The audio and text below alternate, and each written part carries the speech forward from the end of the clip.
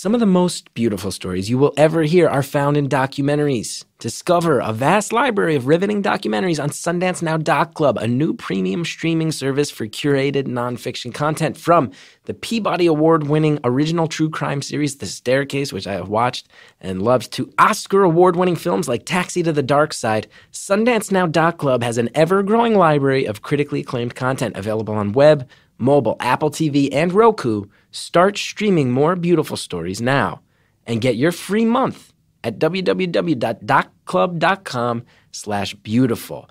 The URL on that, lowercase, man, beautiful in lowercase. You get in there, you get your free month. Put it in lowercase, docclub.com/beautiful. Oh, hi there. Hello. You're listening to a show. I bet you're wondering who I am. My name's Chris Gethard, and the show is called Beautiful Stories from Anonymous People. It's one phone call, 1 hour, no names, no holds barred.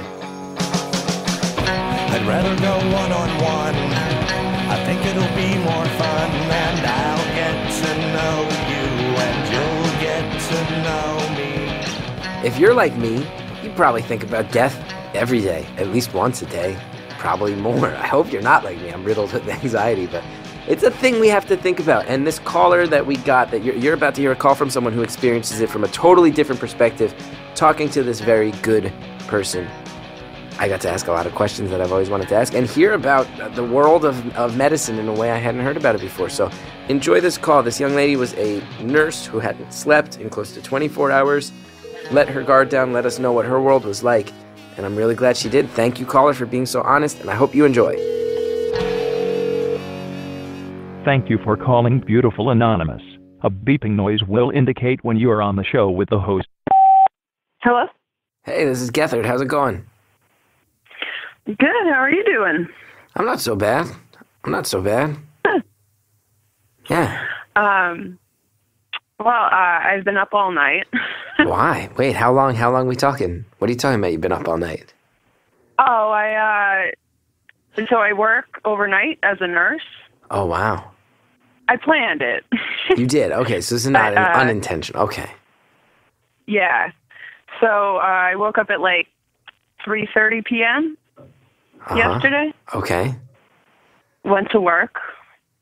And then like Saturday night, my coworkers and I had like a bad night.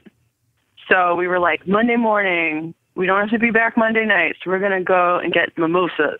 Uh-huh. So... Wow. Can I ask, am I opening a can of worms if I ask what a bad night entails? We had we had a patient who was acutely ill, and we kind of knew that like something was going to happen with him, and then he ended up having to go to the ICU.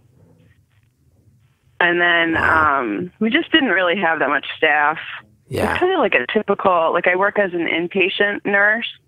Okay. It's not like the typical hospital story where you're like running around and you don't get a break till like maybe like 4:30 or 5 a.m. Yeah. So just to walk me through it, because I'm vaguely aware of what that means.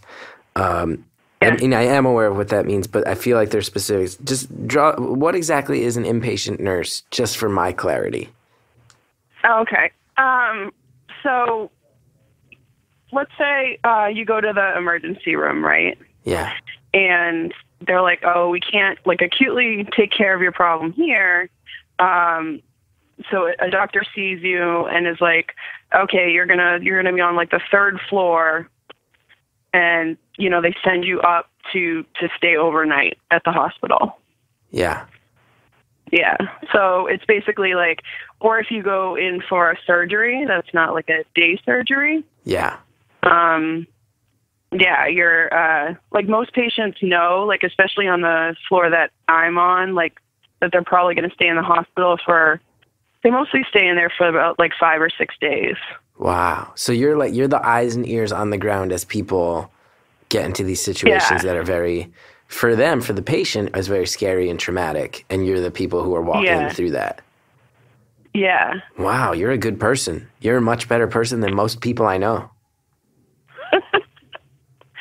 It's hard though. I don't know if I'm a good person. I don't know if I like doing it. Really? How come? Sometimes, yeah. I mean, like for instance, like, I just got to work. I got, like, it's 7 p.m. Like, I arrive at work. I get report on my patients, and then I find out that I'm in charge, which means that, like, I have to know about all the patients on the floor. Wow. Which is like a job in itself. And then I finally put my backpack down like 45 minutes after I get there. And like somebody's family member comes out and they're like, oh, like so-and-so messed up the bed. Like she's in the bathroom. Like, can you please help her? And I'm like, all right. Yeah. And I feel bad because I'm like an anxious person and I'm not very good at like hiding emotions. Yeah. Yeah. So that poor patient's family member's like, I'm sorry. I'm like, no, it's okay. I'll go. Is it family members? Is family members the biggest? Because I would imagine from your perspective, it's such a fascinating thing. Because I'm someone who doesn't spend time in a hospital. But to me, that means if I or someone in my family is in a hospital, it means that something that's really a huge deal in life is happening. But to you, that is your routine. Yeah. So I would imagine, you must be dealing with constantly frantic, scared family all the time. Oh, yeah.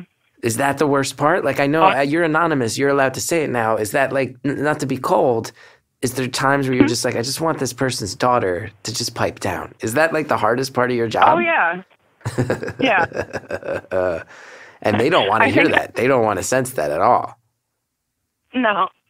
I think, I don't know. Let's say there's, like, 15 patients. I'd say, like, 4 out of the 15 have, like, family members who are always there, who are maybe causing more problems than the patients. So, and you're being diplomatic because you have to be and you're trained to be. But I can say, so 25% of the time, your patients' families are just annoying the shit out of you. It's just a factor in your life. But but you have to also be understanding. They're watching something happen to a loved one, and it's hard to just trust strangers, and it must be hard. Yeah. But you said you don't know if that makes you a good person. You know you're a good person. You're allowed to have that thought, right?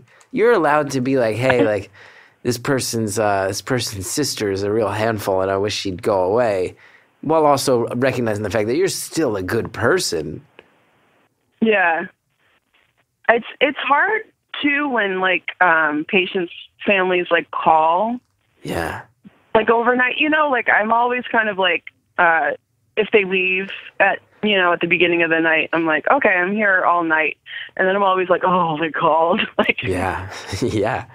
So there's like, I have to tell them like how their family member's night was. It's a very interesting thing to hear your perspective on this, because usually nurses have to keep the game face on. That's like 90% of it, I would imagine. I never hear a nurse talk personally about this at all, because my dealing with nurses is generally that something is happening to me or someone I love, and they got the game face on. I'm seeing a behind the scenes. You've been up almost 24 full hours. You're letting the guard down. No one knows who you are. You're letting us know that on some level, it's a gig, and it's on some level it's a gig, and people don't want to hear that. But the phone calls are part of the gig, and they're a pain in your ass. Yeah.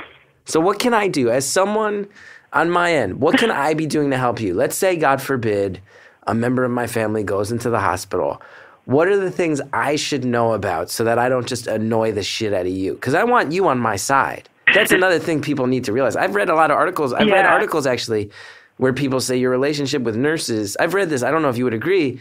I've read stuff that says your relationship with nurses in the hospital, far more important relationship than your relationship with your doctors. Far more, I've read. Is that true? I honestly don't know if that's true, because like nurses change a lot. Mm-hmm.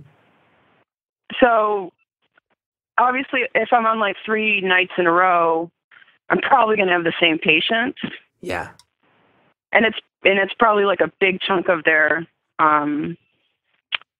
to stay at the hospital, most likely. Yeah. However, like your doctor, I don't know, knows your plan. Although a lot of the doctors come in, like step 1 foot into the room. So you look great. Have you eaten yet? And then like, have you passed gas? Bye. Wow. And then you guys got to deal with all what. So what do I got to do? You tell me. First of all, how long have you been a nurse? Can I ask? Yeah, 5.5 years. 5.5 years. And is it, you went to school, you were driven to do this. Is it again, you've been up for almost 24 hours, and I'm inferring a lot based on your tone. Are you burnt on this? Is it not what you signed up for? I don't know. Yeah. I honestly, I can hear it in your voice. But it sounds like you are currently shell-shocked as well. Yeah. Yeah. So I don't know. When I was like in the 5th or 6th grade, I got like obsessed with the show ER. Uh-huh. And I would like watch it. Like I would tape it. It was on like TNT for like 2 hours every weekday. Yeah. And I would tape it. And then I'd like, like, I don't know, throughout the week or something, watch it. That's amazing. I'm giggling. It's like binging before it's binging. Yeah, for sure. I remember those days. I apologize for giggling, but it's most people when you hear about people who enter the medical industry, they're like, oh, well, when my grandfather passed away, I thought things could have been handled better, and it inspired me to go in and affect positive change. And you're just like, no, I was down with Clooney. I was like down with Clooney. Thought it was cool. Yeah, I love George Clooney. like I was really into the David Letterman show, and that's why I started trying to be a comedian. And for you, it's just like you were a different channel, different time slot, but almost same thing. Yeah. Wow. Yeah. So I really liked that show, and I was like, oh, that's kind of cool. So I like volunteered at the local hospital. Yeah. And then I did. I liked volunteering there, and I liked like what nurses did. Yeah. And then I tried a couple. I realized that I couldn't do like a job where I like sit in a cubicle. Yeah. Like I'm not very motivated to do things like that. Like I'm not self-motivated, so I need something practical to make me do things. And what was it about the nurse, when you saw the nurses in action and you said you liked it, what was it what was pushing your buttons there?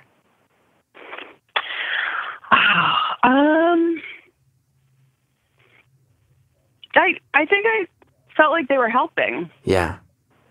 That's awesome. Yeah. And how does it compare to the ER experience? Like, are the workplace dramas everything you dreamed of? You got any hot doctors there? You got the hot doctors? No. Not one hot doctor. Most of them are like married or... Yeah. And I bet there's a lot more paperwork than ER showed you. I did go on a date with a doctor. You went on a date with a doctor from your hospital? Yes. Ooh, I like that. How'd that go? It was fine. We went to a concert. Not blown away. And then like, like you see him at like work events and stuff, but it didn't really go anywhere. Yeah. Yeah. What was the concert? Did he pick it? I don't remember who picked it, but it was a band that I liked. It was like 2 bands that I really liked that were playing together. Who was it? Can I ask? I honestly don't remember. Wow. Look at that. I've been to a lot of concerts, man. I don't know. So this doctor didn't play. Was he just trying to get by on the fact that he was a doctor? Is that like his whole game dating-wise? Was he just like, I'm a doctor, I let them come to me, and you were like, I've seen enough of you fucking doctors. Come on. Not really. Okay. I don't know why I just made him a bad person. He was a resident, so he was kind of learning. Uh-huh. So again, I asked this before. I don't want to forget. What are what are the tips you have for me and anyone else out here that's listening that's like, you don't say shit like this to your nurse. They'll get really mad at you. Maybe think about doing this. It'll be a real positive. What do I do to not drive you nuts? How can I help you? Because you got the hard job. Well, most hospitals have you can tell where the nurse's station is. You can tell that there's like a desk that you probably shouldn't go behind. Mm-hmm. So don't go behind that desk.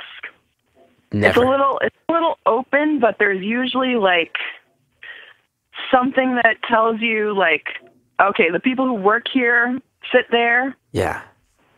Do you know what I mean? Yeah. So if somebody goes behind that desk, they're on your shit list. For real. Oh yeah. And how does it affect? If you're trying to document something, or if you're on a computer, like most documentation's done on the computer now. Yeah. It's like because you're trying to work, and if somebody comes behind you and is like, oh, excuse me, can I have like, yeah, can I have like a towel? You're like, what? Now, tell me this, and again, I might be there's because to me, like you like to ER. Most of my knowledge, like I have all these fantasies in my head about the drama of a daily hospital situation. Somebody comes behind the nurse's station. You're like, okay, all right, Cousin Joe, you want to come back here? How does that affect things moving forward? Cousin Joe don't get that towel he's asking for, huh? How much revenge is involved? Oh, yeah. How much do you start fucking with people's families when they are annoying you? I don't want you to say anything that's like, I'm not asking you to say if you've ever done anything criminal or anything unprofessional. No. What are the limits you can draw? Like we just kind of gossip about them. Oh, you just talk shit. Like we're like, oh God, like yeah. They just won't leave me alone. How quick do you know? Is it within hours? Is it within hours of a patient being admitted that you know they're... No, it's like within minutes of them coming in. Like really? Yeah, like how they come in. You know, if they... Honestly, if they walk in and they're like, I'm looking for so-and-so, like, which room are they in? You're like, oh, they're in this room. Here you go. And then they go in, you're like, okay, they're... or if they're like, can I have flowers here? Like, the floor that I'm on, we don't allow flowers, like fresh flowers. Oh, wow. Do people get so mad? No, it's like more of like some people have trouble breathing. Right. With like fresh flowers. But I mean, like if you tell Aunt Trish she can't bring flowers around, does Aunt Trish sometimes get mad? Does she blame you for that? These hospital policies that you didn't write? I don't think they do. Okay. I'm trying to create drama where there is none, clearly. No, no. But I feel like you can kind of read people. I think I'm trying to say you can kind of read people right away when they come on. Yeah. That they're going to be really like on your... And then, yeah. Like if you try to get into the patient's room and they're like in the way, and they won't immediately get out of the way, like that's... Yeah. That's like on my shit list too. Yeah, I get that because it's like you're doing some of the most selfless work. You're already like cleaning a bedpan in some cases, and this person won't even get out of the way to let you get to the bedpan. It's not ideal. Not ideal. But I would say use the call light. Use the call light. Okay, this is interesting. Tell me about like this. In the patient's room, there's like a button that they press if they need the nurse's help. And it's one of those things where we unless it's like, if it's obviously an emergency, if it's like, he can't breathe, like, like come out and tell me.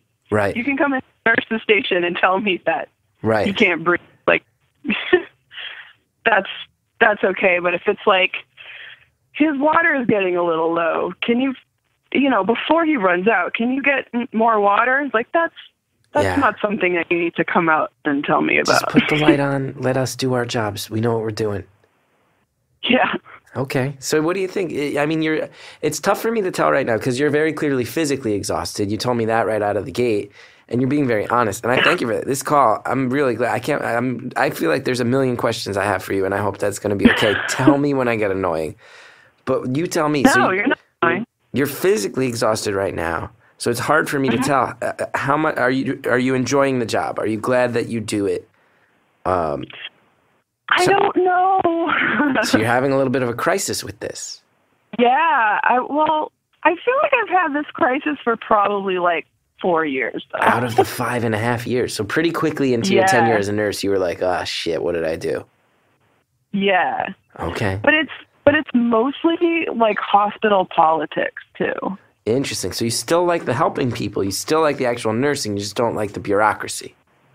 Yeah, I love the patients. How's that? So what are the elements of how does the bureaucracy work? So the bureaucracy, it's basically, let's see, I'm in a union. Mm-hmm. So, which is good. Yeah. But sometimes, like, the union seems like at odds with the hospital. Uh-huh. Like, sometimes it feels like the hospital is, like, short-staffing us on purpose. Okay. Or sometimes, like, it feels like the person who is in charge, like there's not enough nurses on. And so we have patients who should, like the nurse who has this patient should only have one other patient. Like they're being tripled. Wow. So then you're in a position where because of like... who's like pretty sick, just got out of surgery. And they need like, you know, like if I have two other patients, that's like much less time that I get to spend with them. Right. And observe them. So there's policies that at times mean you have to walk into a situation knowing there's now every person you're dealing with is getting care that is below what you can offer them because of dumb policies you have nothing to do with. Yeah. That's frustrating. Yeah. We recently had a patient die, like who had been, like she was very well known to us, and like the nurse who took care of her overnight before she died, like knew something was going on. Mm-hmm. Like she was kind of like, this is not really going well. But she was kind of status quo in the eyes of the doctors. And then, you know, like the patient died, and the patient's like family like blamed, like he didn't like get violent with the nurses, but he was like really blaming us for what happened. Wow. And the nurse overnight, that was one of those nights where she had two other patients, and she was just like, if I had known that this was her last, if this was her last night, I would have wanted to spend all my time with her. Yeah. So it was like, it stinks when you can't, like spend the amount of time you need to with a patient. Yeah, especially since I mean? especially since it's like, it's a very fascinating thing to me as you say it out loud, because there's elements of it where nurses are put in a position almost as if it's like a service industry where you're the public face of something that people go to, and people want to yell at somebody, and you're the ones who are there. And it's I would imagine it's got to be unfair at times. It's got to feel really unfair. I think you're breaking up. I'm breaking up. How can I be breaking up? I'm in a fancy studio with mics. Oh, you are? Yeah. Yeah. I don't know. I'm not also on a cell phone somewhere. This is a real pro operation you're a part of, okay? This is a real fancy studio right on 8th Avenue in Manhattan, New York. Center of the world. You familiar with the center of the world, Manhattan, New York? It's I was going to... Yeah, whatever. No, anyways. Say whatever you want. Yeah, why was I blaming you? Anyways. So I like the patients. You blame me, much like these patients' families often unfairly blame you. Yes. She's on the other foot now, nurse. I'm just kidding. I don't know why I'm getting aggressive with you. You don't want to miss the rest of this conversation. You've made it this far. Don't walk away now. Look, we got to take a quick break. That's how the world works, okay? We'll be right back.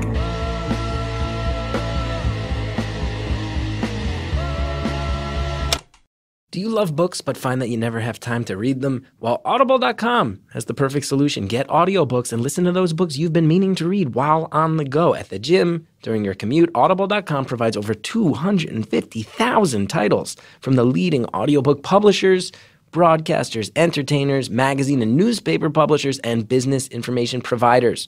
Their app is free, works on iPhones, iPad, Android, Windows Phone. You can also download and listen on your Kindle Fire and over 500 MP3 players. And unlike a streaming or rental service with Audible, you own your books, so you can access your books anytime and anywhere right from your smartphone. Audible.com also has the Great Listen Guarantee. If you decide you don't like the book you chose, no worries. You can exchange any book you aren't happy with for another title anytime, no questions asked. I would say this. I just saw that they got Midnight in the Garden of Good and Evil on there. I've read that book twice. I think I'll go read that again, or rather listen to it, because Audible.com makes it easy to do so. And just for listeners, Audible.com is offering a free 30-day trial membership. Go to audible.com/CG today to start your free trial today. That's audible.com/CG, like Chris Gethard, who is me, who you're listening to. Again, show your support for beautiful stories from anonymous people and get a free 30-day trial at audible.com/CG. Today's episode of Beautiful Anonymous is brought to you by FrameBridge. FrameBridge is the simple way to custom frame the story of your best experiences from your last vacation to your wedding day. You can easily upload photos online or mail them anything. Kids' art, maps, album covers, or handwritten notes, whatever you want. Their experts will frame it and send it back to you in days, fully ready to hang. Pricing starts at $39, a fraction of expensive frame stores. I can speak to that. I've recently been to framing stores that were far more expensive than that. I wish that I had this relationship with FrameBridge before that. All their shipping's free. You can even give a custom frame as a gift, and they'll ship it straight to your friends and family within a few days. And remember, you got graduations coming up right now. You always have weddings in the summer, Father's Day. You got a lot of reasons to pay attention to this. If you lived it, FrameBridge will frame it. Enter offer code BEAUTIFUL at checkout for 15% off your first FrameBridge order at framebridge.com. Thank you, FrameBridge. Okay, it's time to return to our call. She's on the other foot now, nurse. I'm just kidding. I don't know why I'm getting aggressive with you. But so it's I also work. I actually rotate. So I work 50% days and 50% nights. Oh, do you like one better than the other? I like nights more because it's quieter. Less family around. Oh yeah. Yeah. And I like nights. I like working nights more, but I like having worked days more. Right. So I like live like a normal human having being a normal person schedule. Yeah. I get that. You guys sacrifice a lot. Yeah. So it's like when I first started working nights, I remember at like 4 a.m. my stomach would be like, why are you awake? Yeah. Like, why? You're supposed to be asleep. Like, I would be nauseous. Yeah. At like 4 a.m. And then when the sun would come up, I'd be like delirious. And I'm still like delirious when the sun comes up. Well, I'm really glad you called after a night shift, because it means you're delirious, and I can probably get you to overshare in a way that's great for me. That's great for me. You're doing that. Yeah, I'm into it. So thank you. Thank you for being a part of it. Now, can I ask you, okay, there's probably questions you get all the time. Are there any questions you don't want me to ask? Because I bet there's some that are just like, oh, God, that's annoying. Oh, I don't know. Okay, because I'm going to ask this one big one. You mentioned it. When you have a patient die, like you brought up that story, and it was like the bureaucratic nature of that was the thing that got to you, which tells me, as someone listening, like the actual death is part of your routine. Death is now part of your routine. How does that affect, like, what's your relation? Death to me is the most terrifying thing in the world. I think about it every day. I'm 35 years old. Maybe about a year and a half ago, I started realizing, like, oh, you die at some point. But you have a relationship much different than I would imagine than mine with that idea. I mean, I think I do. We have there are some patients that we get that we don't. There's conversations that people should have with their families. If like when like my grandmother is in her late 80s. And I'm trying to get my father to talk with her about her wishes. Like whether she wants, if her heart stops or if she stops breathing, if she wants compressions. Yeah. she wants to be brought back by heroic means, or if she wants to be like intubated, if she wants a tube put down her throat to help her breathe. I personally think that most people who are older don't want that. Yeah. And if they knew exactly what it was, then they would be like, no. And then people would die like more, I don't know, more comfortable. A little more peace, a little more dignity, maybe? Yeah. But I have, I've worked 2 nursing jobs. The current job, I've only had 1 patient die. Yeah. Like, of mine. Yeah. But I was just actually telling somebody last night, but my previous job, I've probably had like 20 or 25 patients of mine, like, die. Was that like more of an emergency room situation? No, it was like, it was kind of like a similar floor, but our patient population was older. Oh, okay. So more people had, expressed their wishes, and I only had 1 person whom we like did compressions on and really, really, really tried to get them back. Yeah. Like of my patients. And that's a brutal them, thing. It sounds, reading between the lines of what you said about compressions and intubation, it sounds like you're recommending, like it sounds like in your living will, you're going to say, maybe let's not do that stuff, having seen it. Yeah. Really, not recommended. Although, like a few nights ago, we did, like intubate somebody. There was somebody who was having trouble breathing. We did put, a tube down their throat, and they're actually doing pretty well. Okay. So it's kind of like, like everything in life, it's case by case. Yeah. But it's not, it's not pleasant. These things aren't pleasant. No. I actually had, this is like when I was a new nurse. I had a patient come in. She was on hospice, which is like, if you know that you're going to die, then, I think it's like if you have like less than 6 months to live, then patients can go on hospice, and the priority will be keeping the patient comfortable. So I received this patient from the ER, and I believe that she, like the visiting nurses didn't think she was, I think she was here for pain control. I think it was that they didn't think she was comfortable. It was like 5 years ago, so I don't really remember. Yeah. I believe me. You're like, oh, I'm missing details. And meanwhile, I'm waiting on bated breath. So I remember that her oxygen level, like somebody with an oxygen level of 100%, like, they're breathing fine. And I remember her oxygen level was like 91%. Yeah. And I took her vital signs, and I was like, okay, that's fine. And I wrote it down. And then she was getting a certain medication that was helping her. She couldn't take anything by mouth, so she needed like IVs. She needed the medication through her IV. So I remember thinking that she was agitated or a little bit anxious. So I gave her that medication IV, and then, I was talking to an older nurse, and the older nurse was like, we can't give that medication IV here. We can only give it in case of a seizure. So you have to call like the nursing supervisor and then fill out a safety report. And I was like, oh no, I screwed everything up.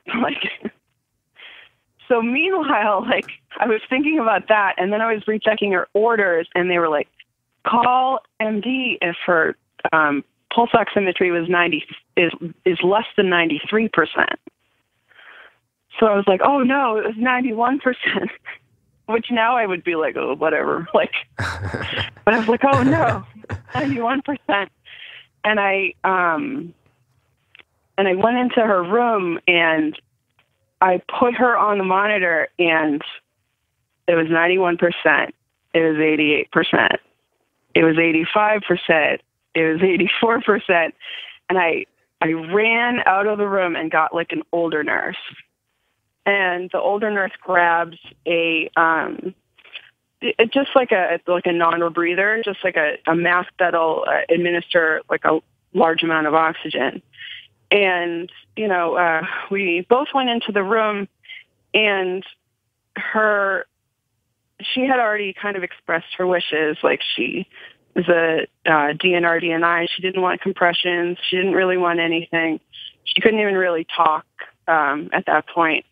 So I went in with the older nurse, and I just kept seeing the numbers going down. And I remember just freaking out, like seeing them go down. And the older nurse was just like, "It's okay. Like, this is what happens." And I remember just before the patient died, she smiled, like, at us. Wow. Well, maybe not at us, but she smiled. And it was like really, like, I'll never ever forget that, because she must have been in a lot of pain, like a lot of pain. Yeah. And then that pain kind of just went away. Was that the first time one of your patients passed away? I think it was, yeah. Wow. I think it was. So when you see someone smile as they die, Mm-hmm. that must reshape your brain in certain ways, right? Does that just start to change your opinions? Like how? So how are you different when it comes to this stuff than I am? I know that's kind of a vague question, but what do you know about death that I don't? You know what I mean? What are your opinions on it? Nothing. I don't know. I'm still scared of it, and I'm still like, really? I don't know. With that particular one, I was convinced that I killed her because really, for that medication that I apparently wasn't supposed to give her. Wow. But, since that was I had only been working for 6 months, so I was very anxious about that. Yeah. But and do you have to sit down? Talking to the older nurse, it was very reassuring. She was just like, no, she needed that medication. She was getting that medication at home. Yeah. So how long does it affect you? Like, how long do you sit and wonder if that person died because of your action? How long does that stay in your head? Oh, I think all the time, probably for a day. Wow. I was convinced that my boss was going to call me and I would have to go in and testify or something. Wow. I don't know. Yeah. I don't know. I was wow. Really anxious about that, but the older nurse was like, no, this was her time to go. But what I've seen with people when they die, it's sometimes the family member leaves for 5 seconds and then the patient dies. That's happened probably like 3 times. Wow. So you think people just don't want their relatives to have to see that, but then they just opt out at that point? Yeah. So that's a thing. So from the nurse perspective, you can say there is a certain level to which you are hanging on and you can let go. And you've seen it happen. Yeah. Wow. Some people wait. I feel like some people wait for their loved ones to leave. That's incredible. Yeah. So that smile, when that woman smiled, you said this was a woman who could barely speak at that point. Did you? Mm-hmm. So you felt like it was a conscious recognition of what was happening. Yes. And it was. I felt like she was. I felt like she was having a lot of pain, and the pain went away. Yeah. But she was like, I think she had only been on my floor for 45 minutes. Wow. And it was I hadn't heard her say anything. She hadn't even acknowledged that I was in the room. Yeah. Which is like not uncommon. Yeah. But I don't know. I felt like it took a lot of effort for her to smile, and maybe not much effort at all. I don't know. Wow. I've never really heard of like a patient smiling before they passed. Really? So this is Like not before I saw, yeah. This is not some nurse secret that you guys all know about that we don't. This was an anomaly to see someone break out in a grin as they die. We do have our own like we do have like dark humor around death sometimes, but Yeah, I would imagine. Are there jokes you guys make that would offend everyone knowing that nurses make them? Or is it just like, but you just have to, right? You have to make jokes at some point or else you'll all go insane. But are there things that are said where if anyone knew these things were being said about patients and their family members that they'd be completely horrified? Well, the only one that I can think of right now is like, I had another patient whom like we knew would die soon, and we had a person sitting with him. So one of our staff was sitting with him to make sure that he didn't try to climb out of bed or fall out of bed, or like he was safe. Mm-hmm. And he was like kind of reaching for something that none of us could see. And the person sitting with him, who had been probably working in this field for like 30 years, was like, he's climbing to heaven. Wow. Climbing to heaven. But like not like in a really religious way. She was just like, let's go. Like, yeah. So that when you say that you guys knew this person was going to die, does that mean this person is aware that they're going to die? Is this a thing that people understand? I'm not entirely sure where this conversation is going. You don't know either. Got a short break. We'll find out where it's going when we come back.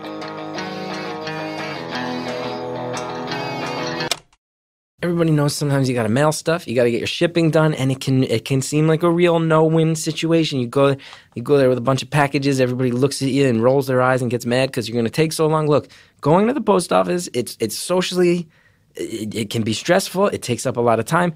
Leasing a postage meter, it's expensive with multi-year commitments, hidden fees. Luckily, I know a better way, Stamps.com.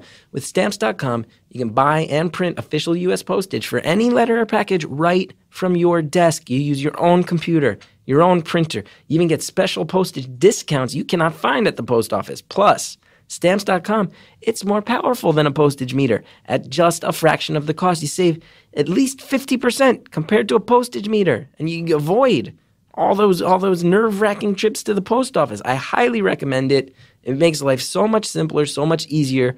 And right now, sign up for Stamps.com and use my promo code BEAUTIFUL for this special offer. 4-week trial plus $110 bonus offer, including postage and a digital scale. You got to use that code, okay? Don't wait. Go to Stamps.com. Before you do anything else, click on the microphone at the top of the homepage and type in BEAUTIFUL. That's Stamps.com. Enter BEAUTIFUL. I am happy to report it's time to return to our call. Not like in a really religious way. She was just like, let's go. Like, yeah. So that when you say that you guys knew this person was going to die, does that mean this person is aware that they're going to die? Is this a thing that people understand? Some people, yeah, most people are aware. Most people say, like if I have a patient tell me, like, I'm going to die, I feel like I'm going to die. I'm not like, oh, you're not going to die. Right. That conversation is very different for you than, like, if my wife has a migraine and she's like, oh, I feel like I'm dying. My instinct, you can't just, you have to take that at face value way more than I do. Yeah. I mean, I feel, if someone says, I don't know. I'm trying to think of the wording. Like, I feel like I'm dying. people don't usually say that like in the hospital. Yeah, yeah. Yeah, I was trying to like think of like the wording, but I would feel like even people who are in like a lot of pain don't say that. I feel like it's a little too close. Yeah, they chill out with that. Can I ask a very callous question? You don't have to answer this, but just a cold-hearted question. So, like, when you say this other nurse was like reaching to heaven, is there any part of you guys where you're like, and again, this is just cold, but I feel like I'm not saying this in a way of judgment. I don't think anybody listening would judge it if it is the case, because it's the nature of your job, and it's really incredible to me that you're sharing. But like, is there ever any point where you have a patient who's dying, who's like in the process of dying, and it's just taking a while, where you're like, I have to get home? Like for me, like I'm a comedian, and sometimes it'll be like, oh, someone really famous dropped in, and they went 35 minutes, and I just want to get home. Is there any part of you that's like, come on, die, like, so I can fill out the paperwork and go home? Like, does it get to that point? Well, I think the worst part of this is like, we do go home. Like, if they're kind of on their way and it's, 7 a.m, you have to, give report on that patient and leave. You clock out. You clock out. Yeah, you clock out. No. Oh no, that's even worse than cold jokes than what I meant. So that's policy. So there's points where you're like, this person is probably, you can look at a person, you're 5 years in, there's people in your lives where you're like, this person's dead within 11 minutes, but I gotta go. And you leave. You don't know how soon it's going to be. You can't tell. There's no way to tell that. No. You don't know how soon it's going to be. So it's kind of like usually they have family members there. It's not like you're like, see ya. Like, right. You're not like, I'm going to go, I'm going to go get a coffee and I'm going to go you're not like. Yeah. So like you said, at the time you said you and some of your coworkers went out and got like mojitos or whatever. This wasn't like you were like, and punch the card, see you tomorrow, or probably not, I'm going to go get a mojito. It's not like that. But have you ever had a situation where you clock out for the day and when you come back, you are shocked there's someone who is still breathing? Yeah. Wow. Yeah. And how do you react to that? Are you like, all right, good on you? I don't know if I'm like, because it's kind of like, I feel like they're still kind of suffering a little. Do you know what I mean? If they're that close. Let's get to it. And honestly, I kind of wish it would happen not on your time. Yeah, I would imagine. There's a stupid nurse saying that's like, keep them alive until 7:05. Wow. Wow. And then when you clock out, like anything goes. Clock them, keep them alive till 7:05. That's cold. That's some cold nurse shit right there. Now wait, is that? Yeah. And what is that? Is that because what is it? Because of the emotional impact? Is it because of the paperwork? Let's get honest here. It's more the paperwork, isn't it? I think it's emotionally. Oh, okay. Yeah, I think it's. I think in the callous way of the saying, it's probably more about the paperwork. It sounds like it. The things that you have to do, after a patient dies, you have to summon a doctor from wherever they hide, and you have to have them pronounce the patient, and then you have to find the death certificate for the doctor, and then you have. This is I haven't had a patient die in maybe a year or two. Oh, that's great. Yeah. It's luck. Yeah. So you're not touting this as your superior nursing skills. You're not saying no, I'm the best. No, it's all luck. It's just timing. We have a thing. It's if you're a shit magnet, you have a lot of, how the saying death comes in threes. We I don't know. I kind of believe that. I believe that if you have a patient die, you'll probably have another one die on you in 3 weeks. Wow. I don't know. I kind of just think that it's you're the shit magnet. You have like that cloud over you. The shit magnet.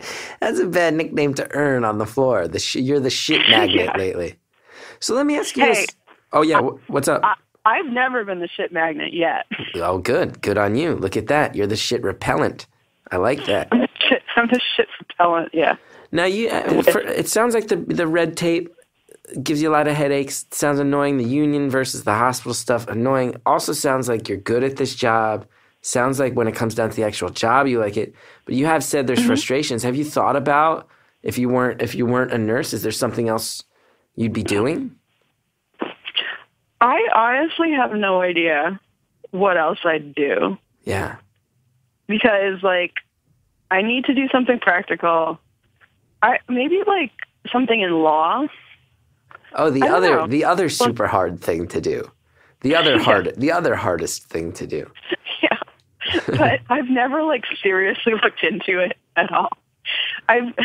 Yeah. Like, John Hodgman, I heard him, like, on a podcast say, like, if your occupation is not in a Richard Scarry book, I have, like, no idea what you do. Yeah.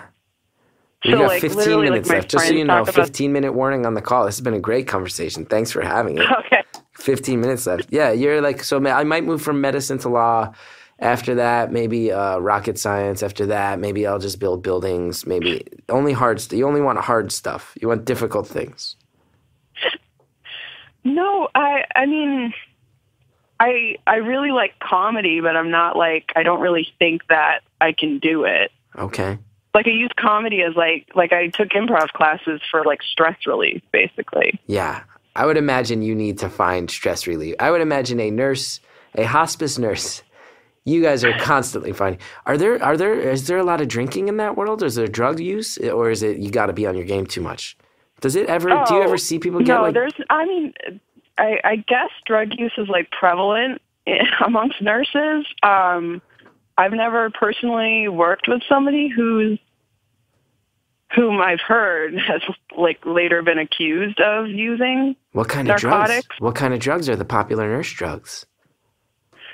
Like IV drugs. What? Like fentanyl and what? Dilaudid and yeah. Hold on. I thought you were going to say like Adderall so you can stay up all night. No. You're saying there's nurses in this world who get so stressed out they just like sneak that IV into their own arm and give themselves like the Michael Jackson drugs? Yeah. Is that to be able to sleep at night? Michael Jackson juice is propofol, by the way. Oh, sorry. I'm sorry. You actually say that. You actually say Michael Jackson drugs amongst yourselves? Sometimes. Look at that. I'm nailing it. I'm getting inside you're revealing this. You're revealing your mindset to the world so much that I'm now existing within the world of a nurse. Wait.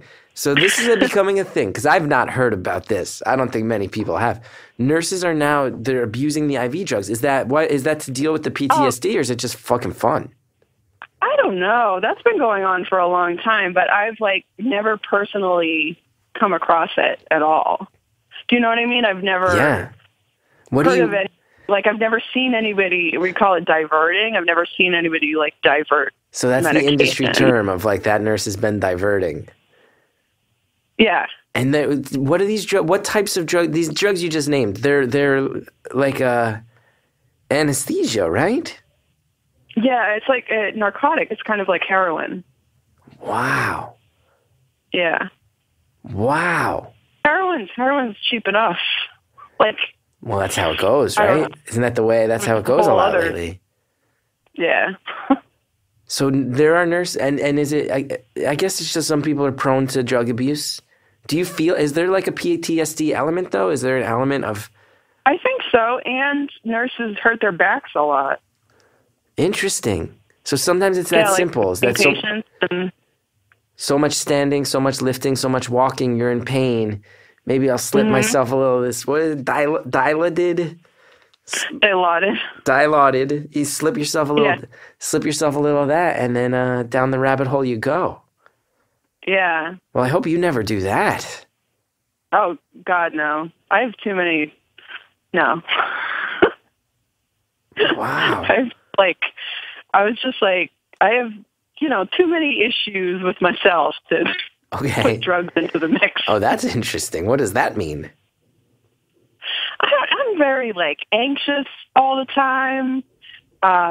Like I come home and I don't feel like doing anything like cleaning or anything. I have a lot of spare time. I work like 12-hour shifts 3 times a week. Yeah. So there's like a lot of time where I'm alone that I'm like, I should be doing something, but I don't really want to do something. Right. Because no one's here. And but I mean, you know. I would have to think you earn a little bit of time to just decompress and do nothing. I also think it's fascinating that you have now described yourself at least 2 or 3 times as a very anxious person.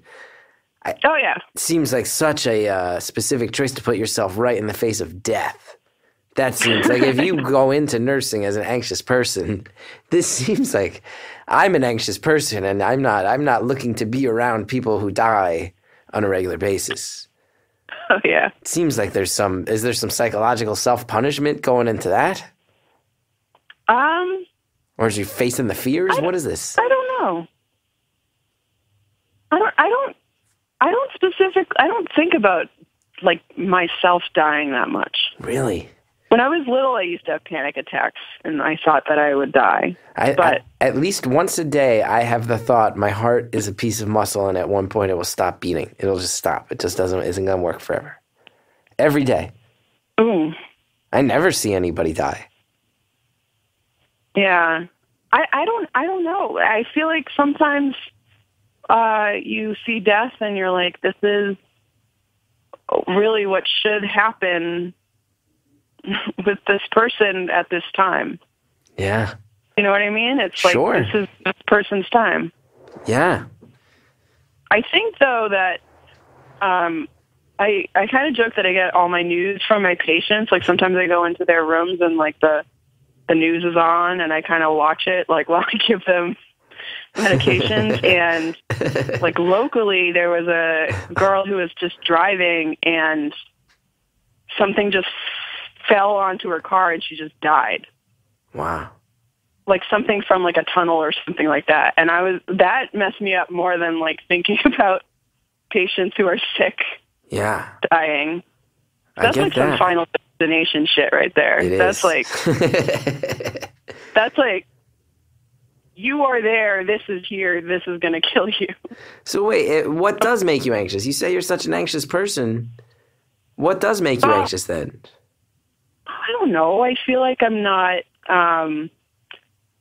smart enough. I feel like I'm not using my time wisely. I feel like I'm not good with my money. I feel like people don't like me. Wow. Because you sound like a heroic person who helps a lot of people. What are you spending all this money on if you're not good with the money? I went to Los Angeles last week. Okay. What'd you do out there? Saw a bunch of comedy stuff? Oh, yeah.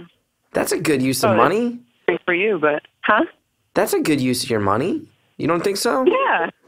It's better than spending it on underground dilated and cockfights. I thought you were going to say something like that. Yeah.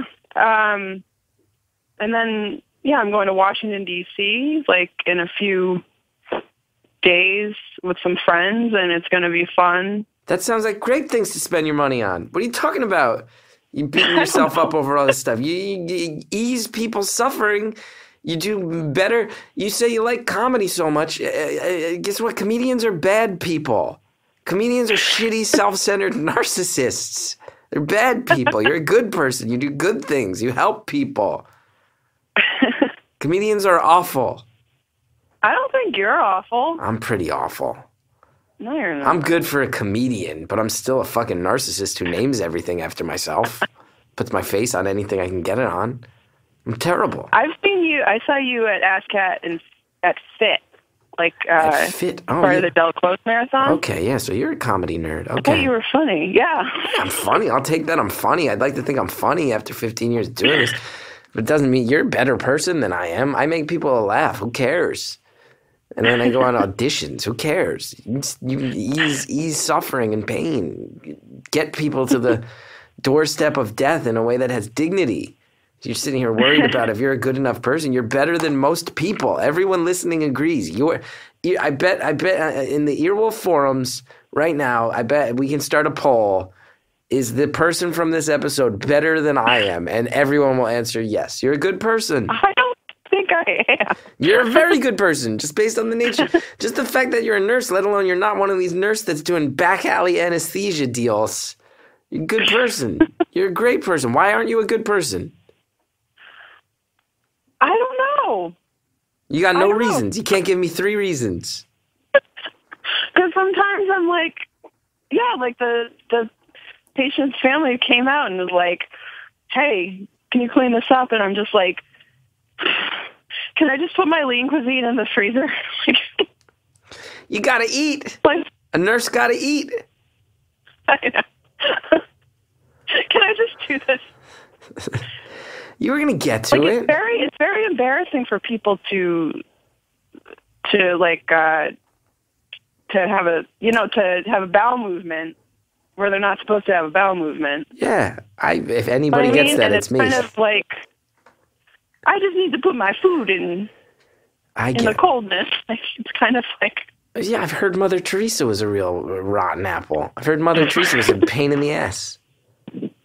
She still helped lepers, right? She still helped a lot of lepers. Is that what she did? I don't know. I think so. I don't know. I'm not educated. I don't know. I'm not that smart. I just have glasses. I remember you had glasses. I do. I have glasses. So what? Because you're a good. First of all, you're a good person. You've spent a half decade of. If you quit being a nurse tomorrow and just did selfish stuff, you would still have spent a half decade doing something for society and for the world that most people don't have the backbone to do, myself included. So thank you. And I'm telling you from my perspective, only knowing. I don't know anything about you. I don't know where you live. I don't know what your family's like. I don't know any of it. From my perspective, very good person I'm dealing with. Very good person. Better than most people I get to speak to. So thank you for that. Well, I suppose you're welcome. So what do you think happens to go take it back to death? The real, just the real moneymaker on this this podcast. Yeah. So where the downloads are coming. See, I'm terrible. I'm awful. What do you think happens after you die? Do you get a sense of this? Have you ever seen someone who passed away momentarily and then came back? Do you see that?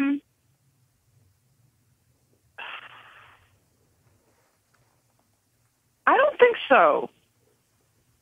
don't think so. What do you think afterlife? People don't look the same after they die. Yeah. You see a physical change. People look really fake after. Do you know what I mean? They look like a mannequin. Wow. So you kind of know. Yeah. They don't look like them. You believe in the afterlife? You think you think it's just no? I really, really want to believe in one. So you don't? That sounds like you don't. I don't think I do. Wow. Just a lump, just a bag of bones at that point. Yeah. Wow. So you better get it done. I don't think I do believe in an afterlife. Well, I mean, then it's good. It doesn't matter if you're a good person or not then. Yeah. That's good. This is the bright side. I certainly don't think, personally, I don't think it matters what religion you follow. Yeah. I personally don't think it matters. If you, lived your life doing what, according to your own code of morals, and you feel good at the end of your life, then I don't know. Then you cease to exist. I don't know. I don't know what it just turns off. We got about 2 minutes left, just so you know. It will cut off when it hits the buzzer. You'll hear it. So what do you think? What do you want to say on the end of this? Because I feel like this is, first of all, really fascinating. A lot of questions I've always wanted to ask. Interesting hearing that you guys have dark jokes behind the veil, that some nurses are in there getting all jacked up on drugs. I like hearing about that. What do we say? How do we leave these people without just the taste of death in their mouth? Since it's become so much about that. My apologies. How do we end this thing? What do I need to know? What do I need to know about you, your life, anything you've brought up or haven't brought up so far? I think that people are much more understanding than you think they're going to be. Wow. Regarding, like, when we had a situation with a patient, I just, wasn't able to talk with my other patients for like an hour or two. Then I went in and they were like, I'm in a lot of pain. And I'm just like, oh, sorry, we had an emergency situation. They're like, oh, okay. Wow. Like people understand more than you think they're going to. Yeah. That's good. So well, that's a positive. tell people the truth and be sincere. Tell people the truth and be sincere. I think that's great advice when it comes to both life and the impending death that you face so often. Well, it was nice talking to you, Chris. It's really nice talking to you, too. I really thank you for everything you do. I want to reiterate that I think you're a really good person, and it breaks my heart to hear you say that you have doubts about that, because almost no one would do what you do. So thank you for that. All right. Thank you. And get some sleep. God damn, why did you just waste a whole hour on the phone with me? You should be sleeping. I don't know. Absolutely, you should be sleeping, right? Yeah. Yeah. All right. Thank you. Thank you. Bye.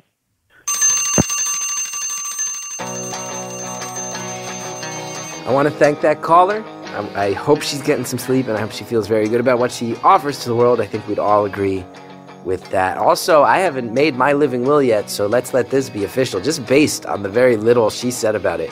No compressions, no tubes for this guy, all right? Somebody play this for the doctors if shit goes down with me. She did not sound psyched about those processes, so thank her.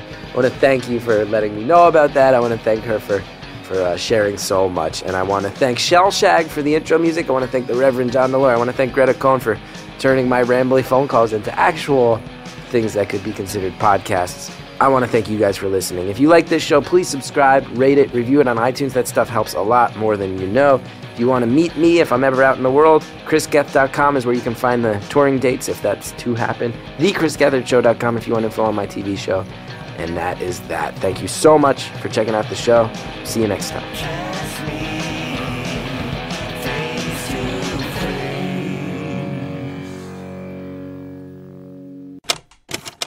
Thank you again so much, FrameBridge, for sponsoring today's podcast. And remember, if you lived it, FrameBridge will frame it. And vacation photos, album covers, handwritten notes, whatever you want. They'll frame it up. Get it going. You can easily upload anything online. They'll frame it. Send it back in days. Enter offer code BEAUTIFUL at checkout for 15% off your first FrameBridge order at framebridge.com. Now, you might be thinking about coming back or maybe not coming back to this podcast, but I'm going to tease you. I'm going to give you a little bit. Here's what you might hear next time. I've literally said to her the last time that we talked, and I talked about it, I mean, I said some stuff, I cried, and it was unresolved.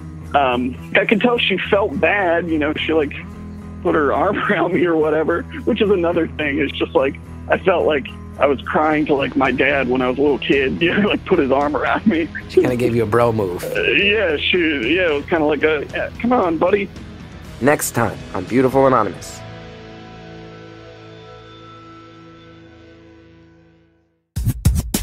Hi, everybody. This is David Gregory, and I want to tell you about my new podcast, The David Gregory Show. It is that easy to remember. And it's me talking to all sorts of really interesting people, getting them off their regular script into deeper, more personal conversations, like Ariana Huffington about parenthood. I think especially for mothers, they take the baby out and they put the guilt in. Or Bravo TV's Andy Cohen on being less afraid. Look, I'm a single gay dude on a late night talk show. If I can't overshare, who can? We'll have a new program every Friday, so go to iTunes, Stitcher, or whatever your favorite podcast app, and download The David Gregory Show and eavesdrop on really cool conversations.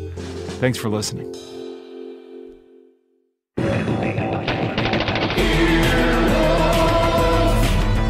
This has been an Earwolf production, executive produced by Scott Aukerman, Adam Sachs, and Chris Bannon. For more information and content, visit earwolf.com.